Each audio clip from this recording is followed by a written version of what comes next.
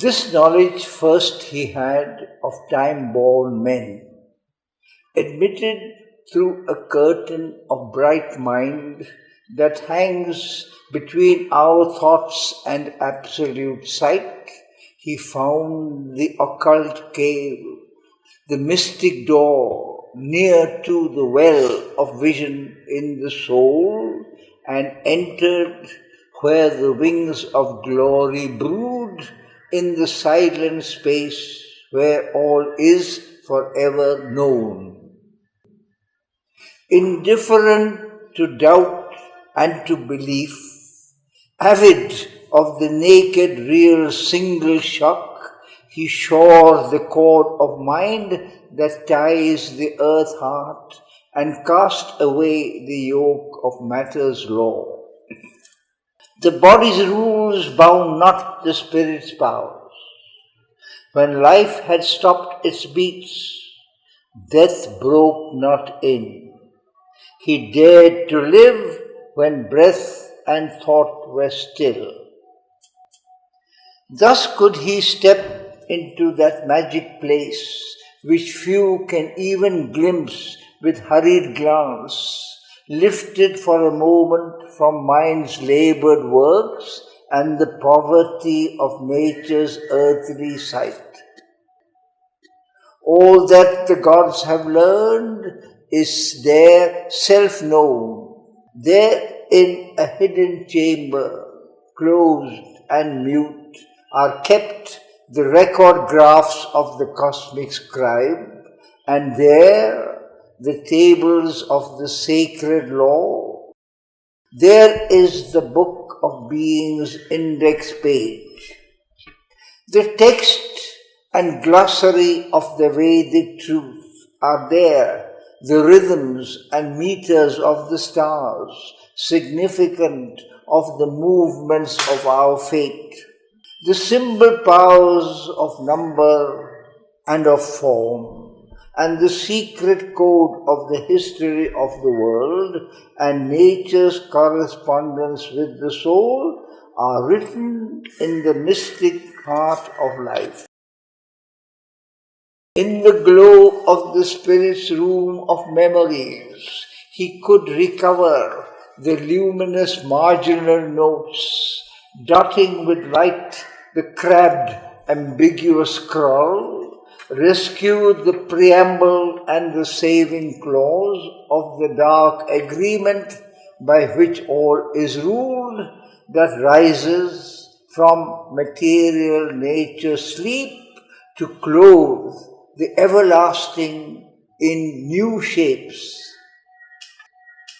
He could reread now and interpret new its strange symbol letters, scattered abstruse signs, resolve its oracle and its paradox, its riddling phrases and its blindfold terms, the deep oxymoron of its truth's repliques, and recognize as a just necessity its hard conditions for the mighty work, nature's impossible Herculean toil.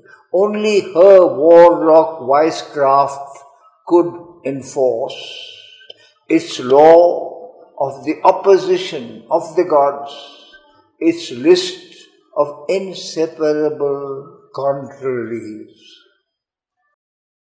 The dumb great mother in her cosmic trance, exploiting for creation's joy and pain, infinity's sanction to the birth of form, accepts indomitably to execute the will to know in an inconscient world, the will to live under a reign of death, the thirst for rapture in a heart of flesh, and works out through the appearance of a soul by a miraculous birth in plasm and gas, the mystery of God's covenant with the night. Once more was heard in the still cosmic mind the Eternal's promise to his laboring force, inducing the world's passion to begin, the cry of birth into mortality, and the opening verse of the tragedy of time. Out of the depths the world's buried secret rose. He read the original ukase kept back in the locked archives of the spirit's crypt, and saw the signature and fiery seal of wisdom on the dim power's hooded work, who builds in ignorance the steps of light. A sleeping deity opened deathless eyes. He saw the unshaped thought in soulless forms, new matter pregnant with spiritual sense, mind dare the study of the unknowable, life its gestation of the golden child. In the light flooding thought's blank vacancy, interpreting the universe by soul signs, he read from within the text of the without. The riddle grew plain and lost its catch obscure. A larger luster lit the mighty page. A purpose mingled with the whims of time, a meaning met the stumbling pace of chance, and fate revealed a chain of seeing will. A conscious wideness filled the old dumb space. In the void he saw throned the omniscience supreme. A will, a hope immense now seized his heart, and to discern the superhuman's form, he raised his eyes to unseen spiritual heights, aspiring to bring down a greater world. The glory he had glimpsed must be his home. A brighter, heavenlier sun must soon illume this dusk room with its dark internal stare, the infant soul in its small nursery school, mid objects meant for a lesson hardly learned, outgrow its early grammar of intellect and its imitation of earth nature's art, its earthly dialect to God language change in living symbols, study reality and learn the logic of the infinite.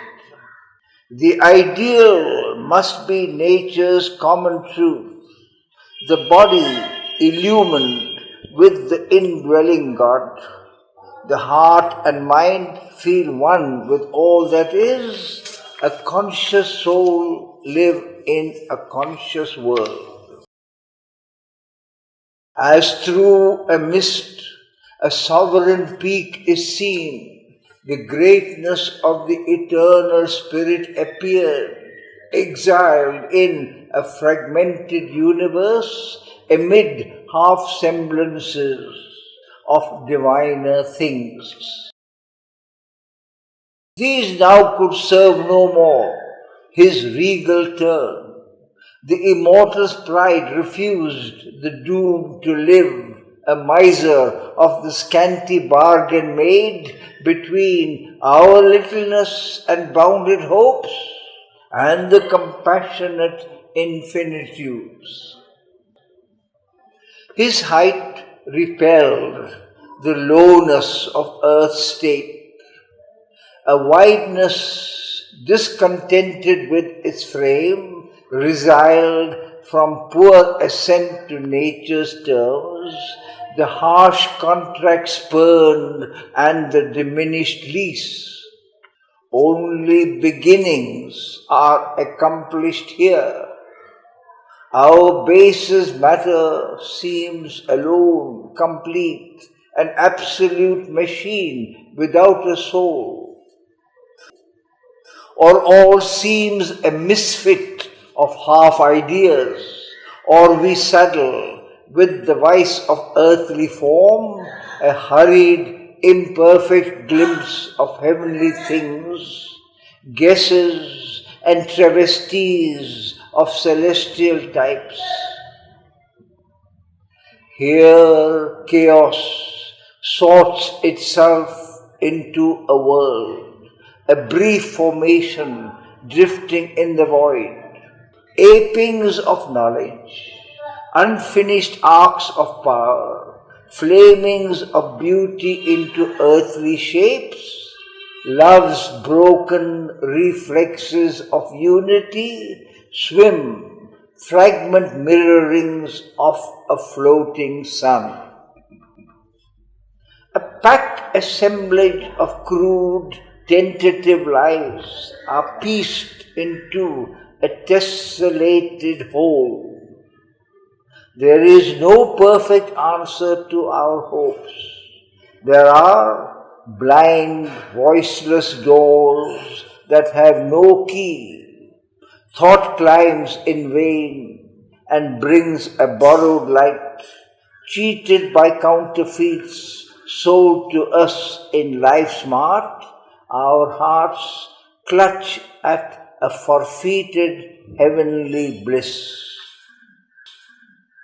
There is provender for the mind's satiety.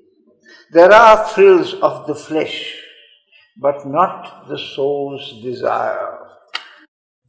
Here even the highest rapture time can give is a mimicry of ungrasped beatitudes, a mutilated statue of ecstasy, a wounded happiness that cannot live, a brief felicity of mind or sense thrown by the world power to her body slave, or a simulacrum of enforced delight in the seraglios of ignorance. For all we have acquired soon loses worth, an old disvalued credit in time's bank, imperfections check drawn on the inconscient. An inconsequence dogs every effort made, and chaos waits on every cosmos owned. In each success, a seed of failure lurks. He saw the doubtfulness of all things here, the incertitude of man's proud, confident thought, the transience of the achievements of his force.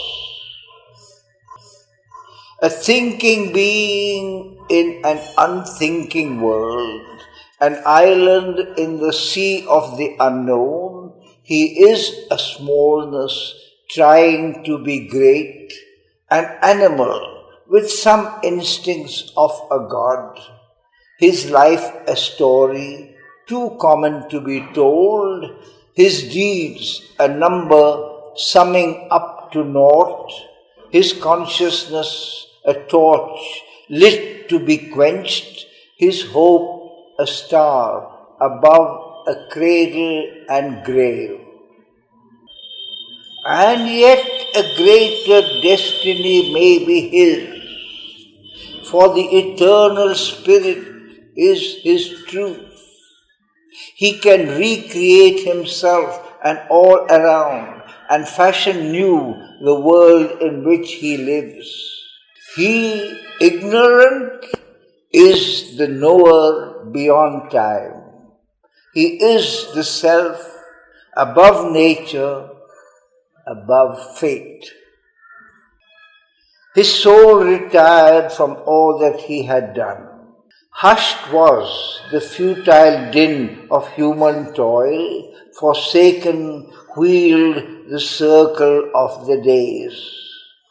In distance sank the crowded tramp of life. The silence was his sole companion left. Impassive, he lived immune from earthly hopes, a figure in the ineffable witness shrine, pacing the vast cathedral of his thoughts under its arches, dim with infinity and heavenward brooding of invisible wings. A call was on him from intangible heights, indifferent to the little outpost mind. He dwelt in the wideness of the Eternal's reign. His being now exceeded thinkable space. His boundless thought was neighbor to cosmic sight. A universal light was in his eyes, a golden influx flowed through heart and brain. A force came down into his mortal limbs, a current from eternal seas of bliss. He felt the invasion and the nameless joy. Aware of his occult omnipotent source, allured by the omniscient ecstasy, a living center of the illimitable, widened to equate with the world's circumference, he turned to his immense spiritual fate. Abandoned on a canvas of torn air, a picture lost in far and fading streaks, the earth nature's summits sank below his feet. He climbed to meet the infinite more above. The immobile's ocean silence saw him pass, an arrow leaping through eternity, suddenly shot from the tense bow of time, a ray returning to its parent sun.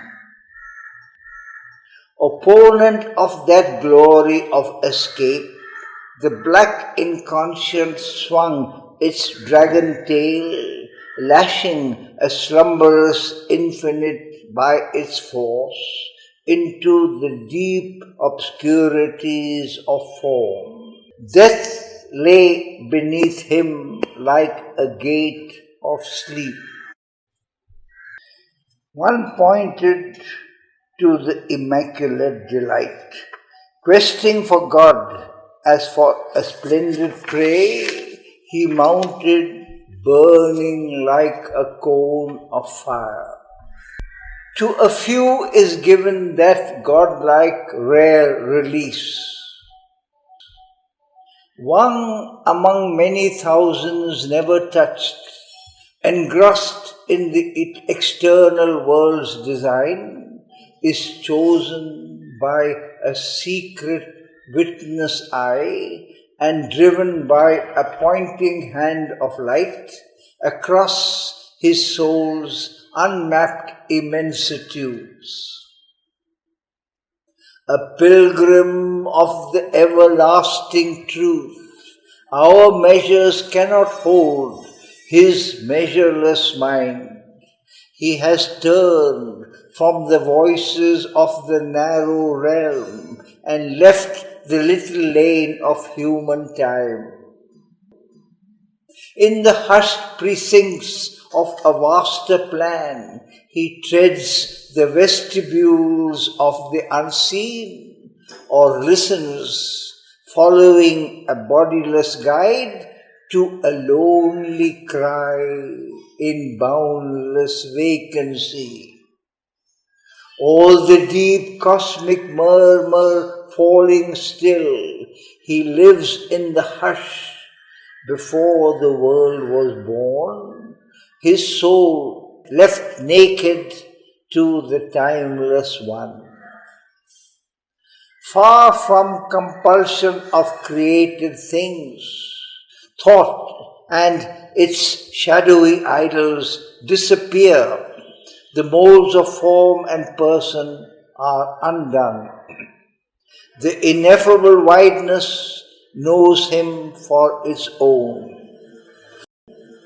A lone forerunner of the Godward earth, among the symbols of yet unshaped things, watched by closed eyes, mute faces of the unborn, he journeys to meet the incommunicable, hearing the echo of his single steps in the eternal course of solitude. A nameless marvel fills the motionless hours. His spirit mingles with eternity's heart and bears the silence of the infinite. In a divine retreat from mortal thought, in a prodigious gesture of soul sight, his being towered into pathless heights, naked of its vesture of humanity. As thus it rose, to meet him, bare and pure, a strong descent leaped down, a might, a flame, a beauty half visible with deathless eyes, a violent ecstasy, a sweetness dire, enveloped him with its stupendous limbs and penetrated nerve and heart and brain that thrilled and fainted with the epiphany. His nature shuddered in the unknown's grasp.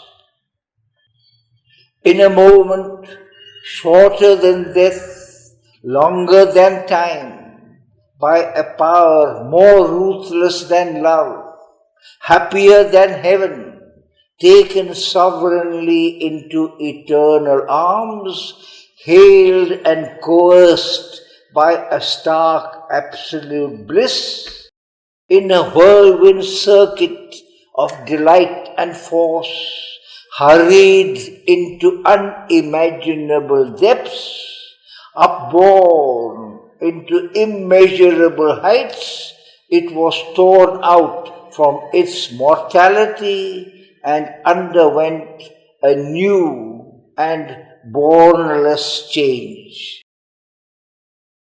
An omniscient knowing without sight or thought, an indecipherable omnipotence, a mystic form that could contain the worlds, yet make one human breast its passionate shrine, drew him out of his seeking loneliness into the magnitudes of God's embrace. As when a timeless eye annuls the hours, abolishing the agent and the act, so now his spirit shone out wide, blank, pure. His vacant mind became an empty slate on which the universal and soul could write. All that represses our fallen consciousness was taken from him like a forgotten load. A fire that seemed the body of a god consumed the limiting figures of the past and made large room for a new self to live. Eternity's contact broke the molds of sense, a greater force than the earthly, held his limbs. Huge workings bared his undiscovered sheaths, strange energies wrought and screened tremendous hands, unwound the triple cord of mind and freed the heavenly wideness of a Godhead's gaze. As through a dress the wearer's shape is seen, there reached through forms to the hidden absolute, a cosmic feeling and transcendent sight. Increased and heightened were the instruments. Illusion lost her aggrandizing lens. As from her failing hand the measures fell, atomic looked the things that loom so large. The little ego's ring could join no more. In the enormous spaces of the self, the body now seemed only a wandering shell. His mind, the many-frescoed outer court of an imperishable inhabitant. His spirit breathed a superhuman air. The imprisoned deity rent its magic fence. As with a sound of thunder and of seas, vast barriers crashed around the huge escape. Immutably coeval with the world, circle and end of every hope and toil, inexorably drawn round thought and act, the fixed, immovable peripheries efface themselves beneath the incarnate's tread. The dire velamen and the bottomless crypt between which life and thought forever move, forbidden still to cross the dim, dread bounds, the guardian darknesses, mute and formidable, empowered to circumscribe the wingless spirit in the boundaries of mind and ignorance, protecting no more a dual eternity, vanished, rescinding their enormous role. Once figure of creation's vain ellipse, the expanding zero lost its giant curve. The old adamantine vetoes stood no more, overpowered where earth and nature's obsolete rule. The python coils of the restricting law could not restrain the swift arisen God. Abolished were the scripts of destiny. There was no small death-hunted creature more, no fragile form of being to preserve from an all-swallowing immensity. The great hammer beats of a pent-up world heart burst open the narrow dams that keep us safe against the forces of the universe. The soul and cosmos faced as equal powers. A boundless being in a measureless time invaded nature with the infinite.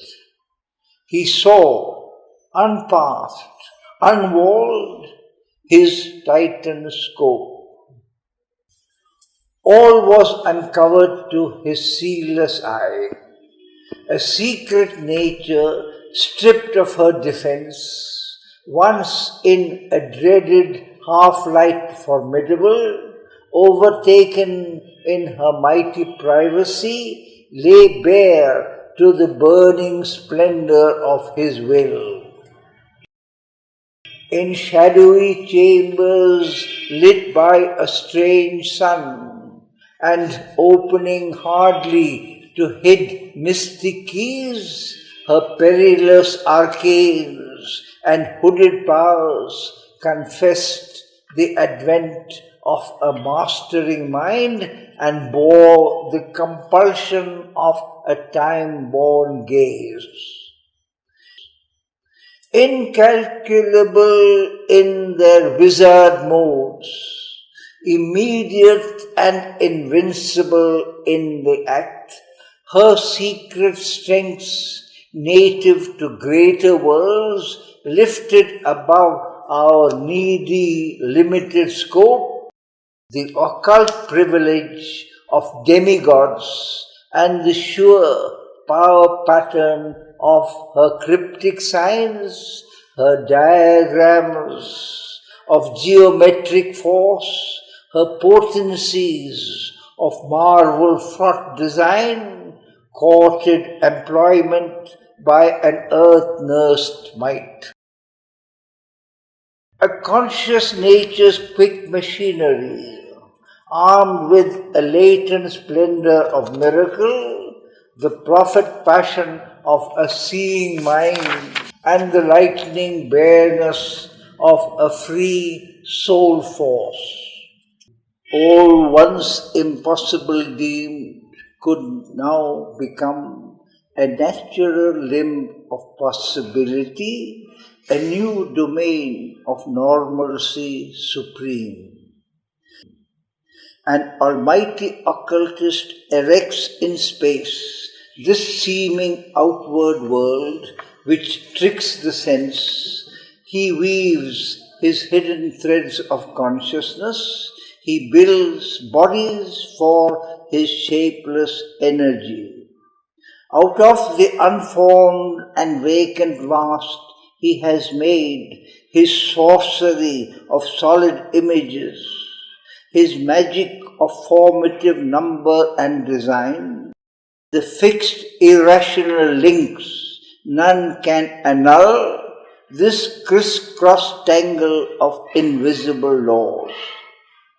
His infallible rules, his covered processes achieve unerringly an inexplicable creation where our error carves dead frames of knowledge for a living ignorance. In her mysteries moods, divorced from the Maker's laws, she too as sovereignly creates her field, her will shaping the undetermined vasts, making a finite of infinity. She too can make an order of her caprice, as if her rash superb wagered to outvie the veiled Creator's cosmic secrecies. The rapid footsteps of her fantasy, amid whose folds wonders like flowers rise, are surer than reason, defter than device, and swifter than imagination's wings. All she knew fashions by the thought and word, compels all substance by her wand of mind. Mind is a mediator divinity. Its powers can undo all nature's work. Mind can suspend or change earth's concrete law. Affranchised from earth habit's drowsy seal, the leaden grip of matter it can break. Indifferent to the angry stare of death, it can immortalize a moment's work. A simple fiat of its thinking force, the casual pressure of its slight assent can liberate the energy, dumb and pent within its chambers of mysterious trance. It makes the body sleep a puissant arm, Hold still the breath, the beatings of the heart. While the unseen is found, the impossible done communicates without means the unspoken thought. It moves events by its bare, silent will, acts at a distance without hands or feet. This giant ignorance, this dwarfish life, it can illumine with a prophet sight, invoke the Bacchic rapture, the Furies' goad in our body, arouse the demon or the god, call in the omniscient and omnipotent, awake a forgotten almightiness within. In its own plane a shining emperor, even in this rigid realm, mind can be king. The logic of its demigod idea in the leap of a transitional moment brings surprises of creation never achieved, even by matter's strange unconscious skill. All's miracle here and can by miracle change. This is that secret nature's edge of might. On the margin of great immaterial plains, in kingdoms of an untrammeled glory of force, where mind is master of the life and form, and soul fulfills its thoughts by its own power, she meditates upon mighty words and looks on the unseen links that join the parted spheres. Thence to the initiate who observes her laws, she brings the light of her mysterious realms. Here where he stands, his feet on a prostrate world, his mind no more cast into matter's mould, over their bounds in spurts of splendid strength, she carries their magician processes and the formulas of their stupendous speech, till heaven and hell become purveyors to earth and the universe the slave of mortal will. A mediatrix with veiled and nameless gods, whose alien will touches our human life, imitating the world magician's ways, she invents for her self-bound free will its grooves, and feigns for magic's freaks a binding cause. All worlds she makes the partners of her deeds, accomplices of her mighty violence, her daring leaps into the impossible. From every source she has taken her cunning means. She draws from the free love marriage of the plains elements for her creation's tour de force. A wonder weft of knowledge incalculable, a compendium of divine inventions feats, she has combined to make the unreal true or liberate suppressed reality.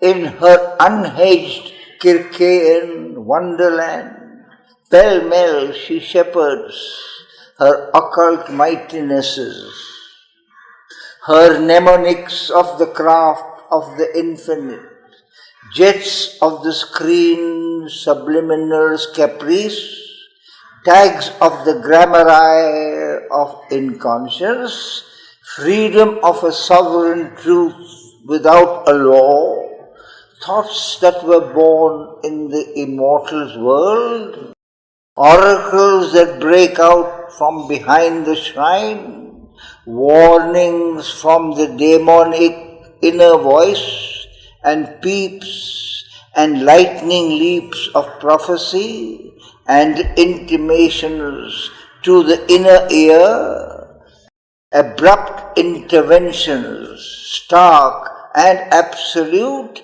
and the superconscious unaccountable acts have woven her balanced web of miracles and the weird technique of her tremendous art.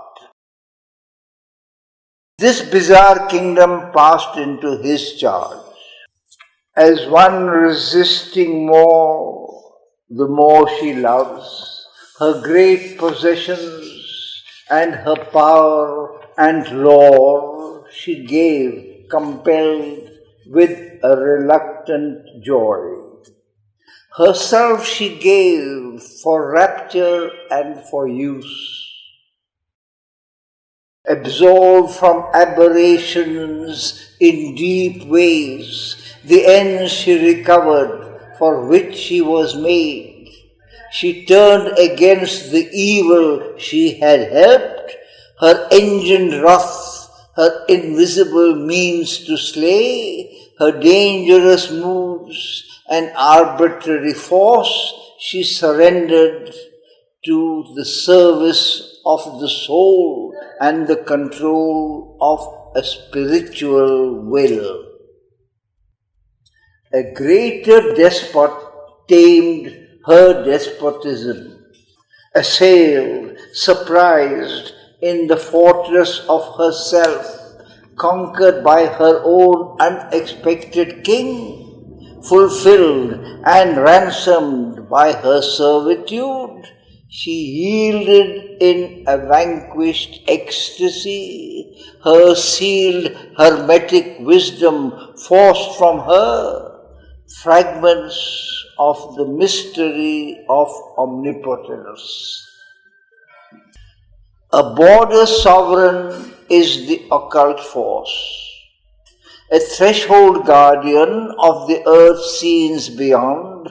She has canalized the outbreaks of the gods and cut through vistas of intuitive sight a long road of shimmering discoveries. The worlds of a marvelous unknown were near. Behind her an ineffable presence stood. Her reign received their mystic influences. Their lion forces crouched beneath her feet. The future sleeps unknown behind their doors. Abysms infernal gaped round the soul's steps and called to its mounting vision peaks divine. An endless climb and adventure of the idea, there tirelessly tempted the explorer mind, and countless voices visited the charmed ear. A million figures passed and were seen no more. This was a forefront of God's thousandfold house, beginnings of the half-screened invisible. A magic porch of entry glimmering quivered in a penumbra of screened light, a court of the mystical traffic of the worlds. A balcony and miraculous facade. Above her lightened high immensities, all the unknown looked out from boundlessness. It lodged upon an edge of hourless time, gazing out of some everlasting now, its shadows gleaming with the birth of gods its bodies signaling the bodiless, its foreheads glowing with the oversoul, its forms projected from the unknowable, its eyes dreaming of the ineffable, its faces staring into eternity. Life in him learned its huge subconscious rear. The little fronts unlocked to the unseen vasts. Her gulfs stood nude, her far transcendences flamed in transparencies of crowded light. A giant order was discovered here, of which the tassel and extended fringe are the scant stuff of our material lives. This overt universe, whose figures hide the secrets merged in superconscient light, wrote clear the letters of its glowing code. A map of subtle signs, surpassing thought, was hung upon a wall of inmost mind, illumining the world's concrete images into significant symbols by its gloss. It offered to the intuitive exegete its reflex of the eternal mystery. Ascending and descending twixt life's poles, the serried kingdoms of the graded law plunge from the everlasting into time, then glad of a glory of multitudinous mind, and rich with life's adventure and delight, and packed with the beauty of matter's shapes and hues, climbed back from time into undying self, up a golden ladder, carrying the soul, tying with diamond threads the spirit's extremes.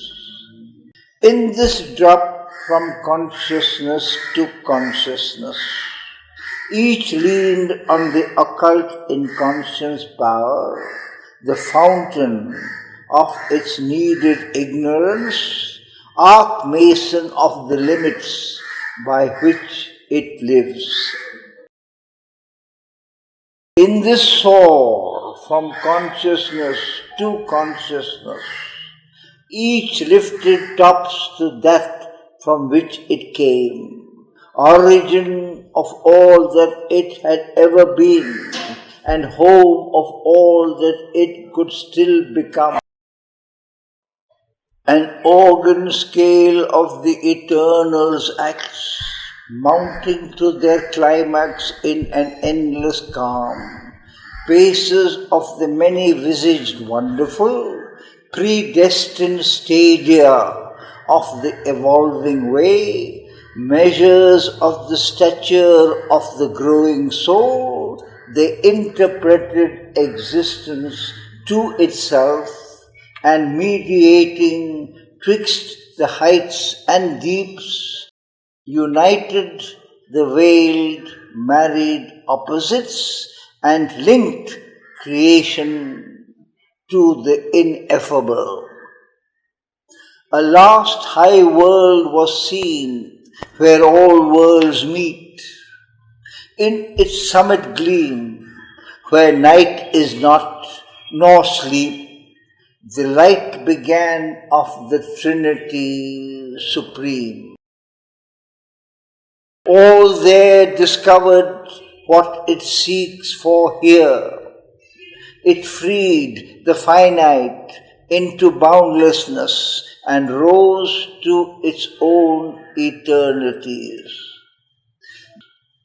The inconscient found its heart of consciousness, the idea and feeling groping in ignorance, at last clutched passionately the body of truth. The music born in matter's silences, plucked nude out of the ineffable's fathomlessness, the meaning it had held but could not voice. The perfect rhythm, now only sometimes dreamed, an answer brought to the torn earth's hungry need, rending the night that had concealed the unknown, giving to her her lost, forgotten soul. A grand solution closed the long impasse in which the heights of mortal effort end. A reconciling wisdom looked on life.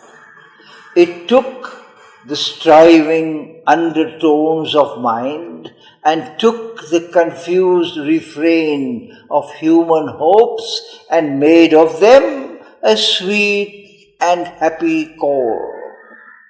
It lifted from an underground of pain the inarticulate murmur of our lives and found for it a sense illimitable. A mighty oneness, its perpetual theme.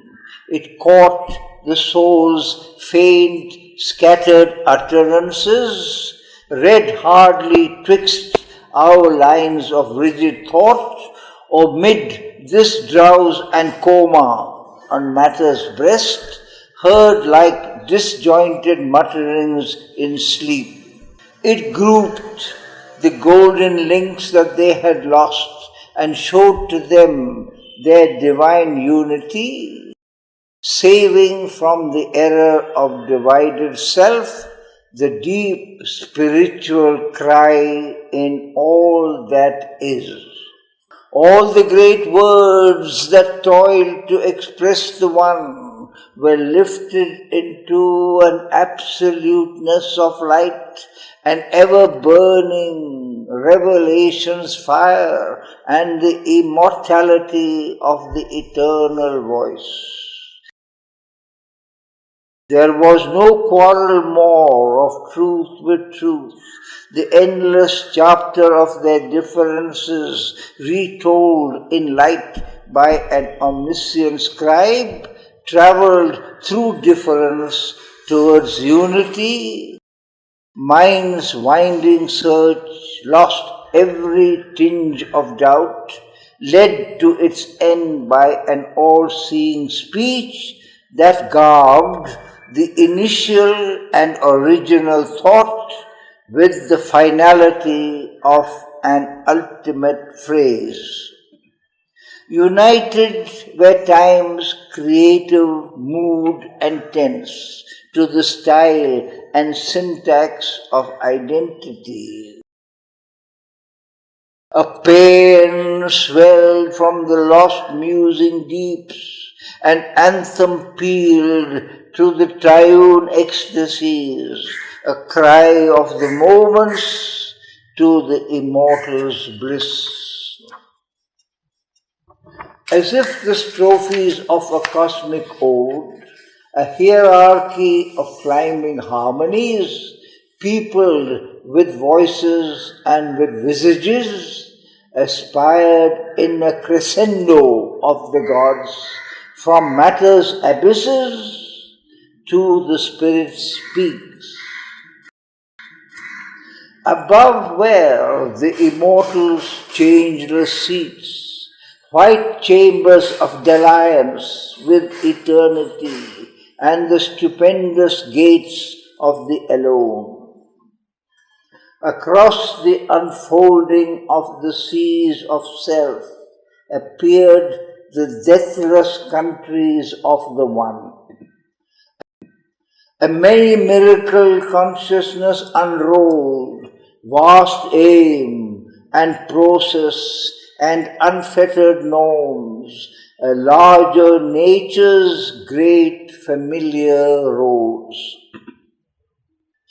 Affranchised from the net of earthly sense, calm continents of potency were glimpsed, homelands of beauty, shut to human eyes, half seen at first through wonder's gleaming lids, surprised the vision with felicity.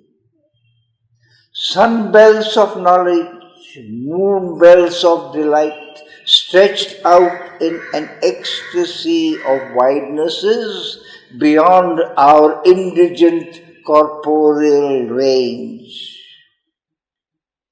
There he could enter, there a while abide, a voyager upon uncharted routes, fronting the viewless danger of the unknown, adventuring across enormous realms, he broke into another space and time.